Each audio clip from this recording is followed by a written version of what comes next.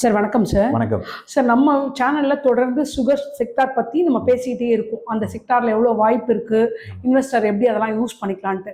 இப்போ சர்வதேச அளவிலேயே சர்க்கரையோட விலை வந்து ஏறி இருக்குன்னு சொல்றாங்க. அப்போ உற்பத்தி உள்நாட்டு பிளஸ் வெளிநாடுல எப்படி இருக்கு, இனி வரும் நாட்கள்ல சுகர் செக்டார் எப்படி இருக்கும், இன்வெஸ்டர்ஸ் என்னெல்லாம் இப்போ பண்ணணும் சார்? எஸ், நிச்சயமாக நம்ம ஏற்கனவே இந்த நிகழ்ச்சி சொல்லியிருக்கோம். சர்க்கரையினுடைய விலை வந்து சர்வதேச அளவில் பார்க்கும்போது 5.5 ஆண்டு குறைந்தபட்ச விலையில் வந்து ஒரு சில மாதங்களுக்கு முன்பாக வர்த்தகத்தை துவக்கியது. இப்போ கிட்டத்தட்ட பார்த்தீங்கன்னா சர்வதேச சந்தையில் வந்து நாம் முதல்ல பார்க்கும்போது ஒரு அவுன்ஸ் வந்து $13 இருந்தது. இப்போ தற்போது $16.48 அதிகரித்து காணப்படுகிறது. இது வந்து சர்வதேச நிலவரம். உள்நாட்டிலையும் பார்த்தீங்கன்னா கடந்த ஒரு மாதத்துக்கு முன்பாக ஒரு குவிண்டாலுடைய சர்க்கரை விலை வந்து பார்த்திங்கன்னா $3960 இருந்தது. இப்பொழுது ஒரு குவிண்டால் வந்து $4620 ஏறியுள்ளது. கிட்டத்தட்ட ஒரு 10% என்ற அளவிற்கு சர்க்கரையினுடைய விலை அதிகரித்து காணப்படுகிறது. இப்போ சர்க்கரை துறை சார்ந்த பங்குகள்லாம் பார்த்தீங்கன்னா போன மாதத்துலேருந்து பார்க்கும்போது இந்த மாதத்தில் வந்து ஒரு சைஸபலாக அதில் ஒரு கிட்டத்தட்ட ஒரு 20-30% என்ற அளவுக்கு சர்க்கரை துறை சார்ந்த பங்குகள்லாம் விலை அதிகரித்து காணப்படுகின்றன. இப்போது என்ன கவர்மெண்ட்டோட ஸ்டாண்டு என்ன இருக்குது அப்படின்னு பார்த்தீங்கன்னா, செப்டம்பர் மாதம் வரைக்கும் இந்தியாவிலேருந்து ஏற்றுமதி தடை செய்யப்பட்டுள்ளது. இது ஏற்கனவே வந்த செய்தி. நம்ம வந்து ஏற்கனவே ஏன்னா நம்முடைய உள்நாட்டு தேவையை கருத்தில் கொண்டு நம்ம வந்து ஏற்றுமதியை கொஞ்சம் தடை செஞ்சு வச்சுருக்காங்க. செப்டம்பர் வரைக்கும் இது நீடிக்கும்னு சொல்லியிருக்காங்க. இனி அடுத்த மாதத்தை பொறுத்து இனி அறிவிப்புகள் வெளியாகலாம். இது ஒரு புறம். ரெண்டாவதாக நாம் வந்து சர்க்கரையினுடைய நுகர்வு அப்படின்னு பார்த்திங்கன்னா நமக்கு வந்து கிட்டத்தட்ட நம்முடைய தேவையை தவிர மீதி அதிகமாக இருக்கக்கூடிய 5 மில்லியன் மெட்ரிக் டன்னில் வந்து நம்ம வந்து எப்போதுமே வந்து எத்தனால் பயன்பாடுக்காக E20 வெஹிக்கிள்ஸுக்காக தேவைப்படுகின்ற பெட்ரோலுடன் கலக்கக்கூடிய எத்தனால் தேவை பயன்பாட்டுக்காக சர்க்கரை நிறுவனங்கள் வந்து பி ஹெவி மொலாசஸ் என்று சொல்லக்கூடிய வகையில் நாம் வந்து அந்த சுகர் கேனுடைய பயன்பாடு வந்து அதுலேருந்து இந்த சர்க்கரை உற்பத்தி செய்யும் நிறுவனங்களுக்கு இது ஒரு செகண்டரி இன்கமாக பார்க்கப்பட்டது.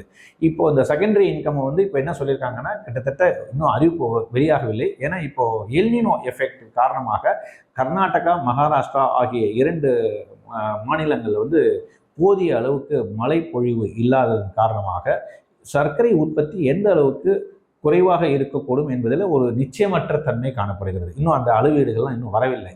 பட் ஆனால் மழைப்பொழிவுன்னு பார்க்கும்போது ஒரு ஸ்கேட்டர்ட் ரெயினாக தான் இருக்குது. அங்கங்கே பரவலாக மழை பெய்ந்திருக்கே தவிர நமக்கு இன்னும் அதனுடைய டேட்டா ஃபுல்லாக வரல. ஸோ இப்போ என்ன பண்ணியிருக்காங்கன்னா கவர்மெண்ட்டு இந்த மாதிரியான இந்த பி ஹெவி மொலசஸ் அப்படிங்கிறதுக்கு பதிலாக சி ஹெவி மொலசஸ்ங்கிறது, அதாவது இந்த பிக்கும் சிக்கும் என்ன வித்தியாசம் அப்படின்னு பார்த்தீங்கன்னா, சர்க்கரை கரும்புலேருந்து எடுக்கக்கூடிய சர்க்கரையின் அளவு வந்து முதல் இந்த பி மொலசஸ்ன்னு சொல்லும் போது அதில் வந்து சர்க்கரையினுடைய அளவு அதிகமாக இருக்கும்.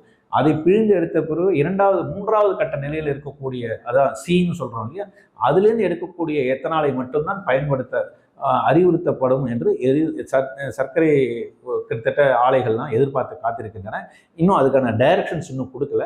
பட் இப்போ இருக்கிற காலகட்டத்தில் பார்த்தீங்கன்னா யூரோப்லேயும் சரி, பிரேசில்லையும் சரி, இந்தியாவிலையும் சரி, இந்த மூன்று முக்கிய சர்க்கரை உற்பத்தி செய்யும் உலக அளவில் செய்யக்கூடிய நாடுகளில் வந்து ஓரளவுக்கு இந்த மான்சூன் ஃபெயிலியருங்கிறது இருக்குது, லோ ப்ரொடக்ஷனுங்கிறது இருக்குது. ஸோ இது வரக்கூடிய காலகட்டம் எல்லாமே 2026 மற்றும் 27 ஆகிய 2 ஆண்டுகளுமே வந்து மழைப்பொழிவு குறைவாக இருக்கக்கூடும் பிகாஸ் ஆஃப் எல்னினோ எஃபெக்ட் அப்படின்னு சொல்லியிருக்காங்க.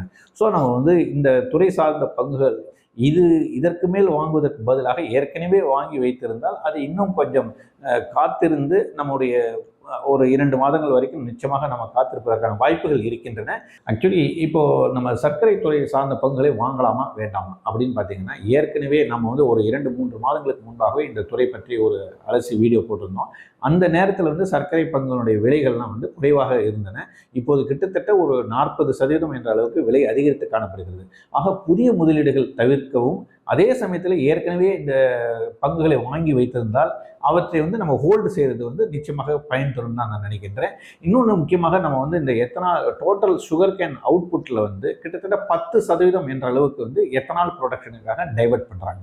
ஸோ இதில் வந்து இப்போ இந்த 10% வந்து டைவெர்ட் பண்ணாக்கா நம்முடைய அடுத்த வரக்கூடிய ஆண்டில் நமக்கு வந்து சர்க்கரை பற்றாக்குறை ஏற்பட்டு விடக்கூடாது என்பதற்காக தான் அரசாங்கம் வந்து இந்த ஏற்றுமதி தடை மற்றும் வந்து இந்த பி மொலசஸ்லேருந்து ஹெவி மொலசஸை வந்து பயன்படுத்தணும் என்கின்ற அறிவிப்புகள் வர இருக்கிறது நான் நினைக்கின்றேன்.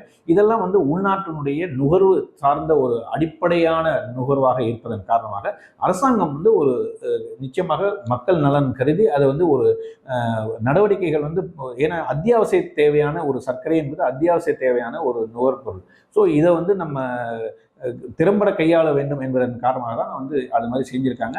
நிச்சயமாக இந்த துறை சார்ந்த பங்குகள் வந்து எதிர்காலத்தில் வரக்கூடிய நெக்ஸ்ட் 6 மாதத்துக்கு வந்து நிச்சயமாக ஒரு பாசிட்டிவ் ட்ரெண்டில் தான் இருக்குன்னு நினைக்கிறேன். ஏன்னா இதனுடைய விலைகள் வந்து சர்வதேச அளவிலையும் பார்க்கும்போது புதிய உச்சத்தை நோக்கி நகர்ந்து கொண்டிருக்கிறது.